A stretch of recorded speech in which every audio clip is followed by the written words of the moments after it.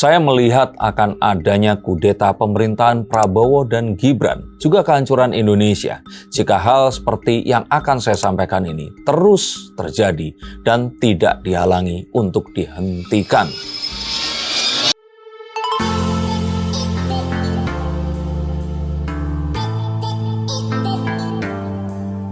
Halo Science Seekers, kembali berjumpa bersama saya, Denny Darko. Tidak ada yang namanya misteri, yang ada adalah tanda-tanda yang kita semua coba untuk mengerti. Kita tahu bahwa era sosial media ini merombak dan merubah segalanya.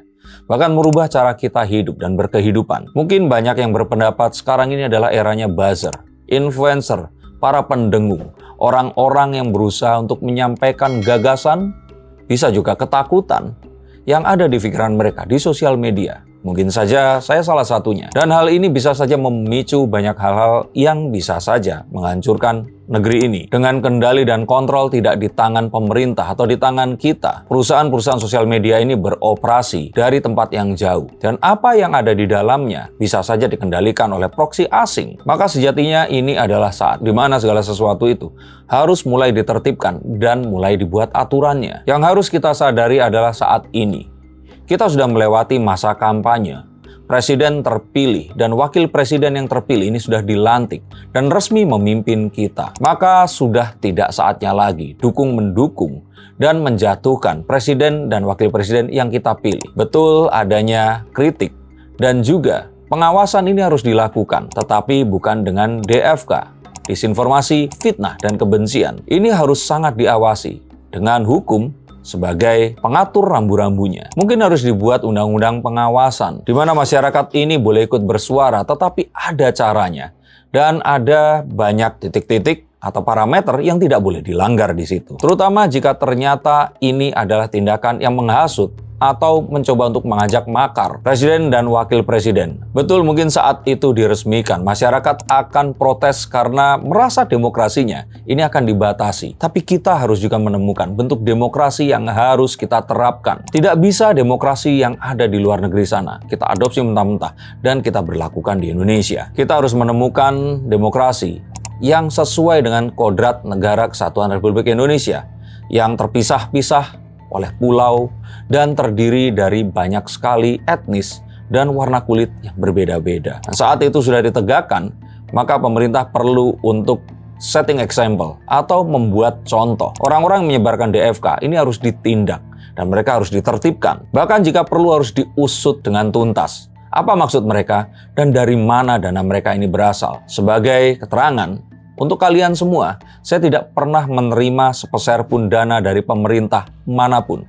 Dari era Jokowi hingga Prabowo sekarang ini. Orang-orang yang mengembuskan isu disintegrasi, berusaha untuk selalu mempertanyakan pemerintah. Orang-orang ini memang harus terus diawasi. Saya pernah katakan bahwa ada dapur, ada ruang makan. Tidak segala sesuatu yang ada di dapur ini harus disebarluaskan. Banyak hal-hal yang mungkin tidak kita inginkan dan itu akan diperdebatkan jika dibahas di ruang publik. Apalagi kita melihat bahwa kondisi geopolitik ini semakin tidak menentu. Pendudukan Israel atas Palestina yang belum juga tampak akhirnya, Presiden Donald Trump yang baru dilantik dan membuat kegegeran di seluruh dunia, dan Indonesia yang join dengan BRICS yang kita tahu pasti akan menimbulkan friksi dengan Amerika. Maka kita harus waspada bahwa proksi-proksi asing ini akan bisa masuk dengan mudah lewat kanal sosial media yang mereka miliki. TikTok dimiliki oleh China, Facebook oleh Amerika. Dan saya yakin pengaruh dari pemerintahan mereka itu pasti akan tetap ada. Bahkan pelarangan pembicaraan tentang pemilu atau perpindahan kekuasaan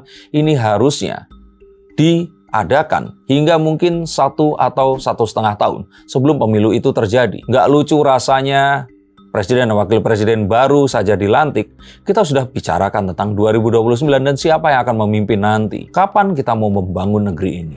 Stop dulu sebentar untuk kalian semua yang merasa atau menganggap bahwa saya hanya membacakan tarot untuk artis-artis. Kalian salah. Kalian pun berkesempatan untuk bertatap muka dengan saya atau menanyakan apapun yang kalian ingin tanyakan, dan biarkan kartu-kartu saya di sini mencoba untuk mencarikan alternatif jalan keluar dari pemecahan permasalahan yang terbaik untuk saat ini dan mendatang. Dan saya jamin ini semua akan private, hanya kalian dan saya yang akan mengetahuinya. Apapun permasalahannya. Karena saat sebuah masalah terjadi, sebenarnya sebuah solusi itu menanti. Dan siapa tahu solusi terbaik dari permasalahan kalian akan ketemu saat kalian ngobrol dengan saya dan izinkan saya untuk membuka setiap kartunya kepada kalian. Hubungi segera nomor di bawah ini dan pastikan nomor ini saja dan izinkan saya untuk membantu memecahkan permasalahan apapun yang kalian alami. Semoga informasi ini bisa membantu kalian memecahkan permasalahan kalian. Oke, lanjut ke konten yang berikutnya. Yuk. Bahkan jika perlu, aktifkan sistem bounty hunter atau masyarakat ini.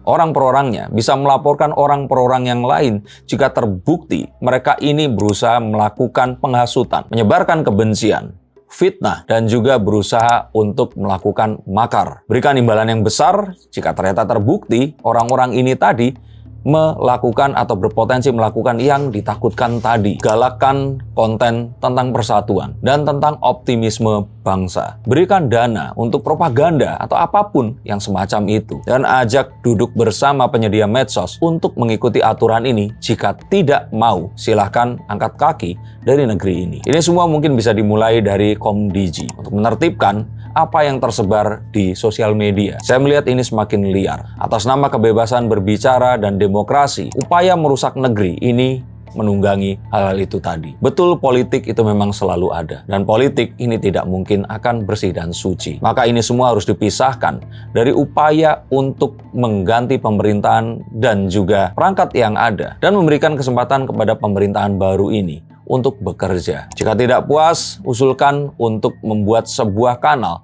yang bisa menyampaikan ketidakpuasan itu tadi. Tidak ada caranya kita menyampaikan di ruang publik secara membabi buta. Dan sudah seharusnya negara memiliki sebuah tombol failsafe atau tombol emergency yang bisa ditekan jika ternyata hal yang ditakutkan ini terjadi. Saya tahu ini adalah sebuah ide yang kurang populer. Tapi untuk kalian yang setuju, silahkan tulis komentar di bawah sini. Jika tidak setuju, silahkan tuliskan mengapa kalian tidak setuju dan harus bagaimana menyelesaikan ini semua. Tapi yang pasti, mau sampai kapan kita berdebat tentang bagaimana menjalankan negeri ini dan terus ingin mengganti pemimpin dan mengganti semua perangkat dan cara memimpinnya. Istilah kalau kita bilang Jokowi dan Prabowo kemarin, mereka berdua sepakat untuk melanjutkan apa yang ada, keberlanjutan. Mau sampai kapan kita akan poco-poco terus-menerus. Terima kasih, sampai jumpa dan salam.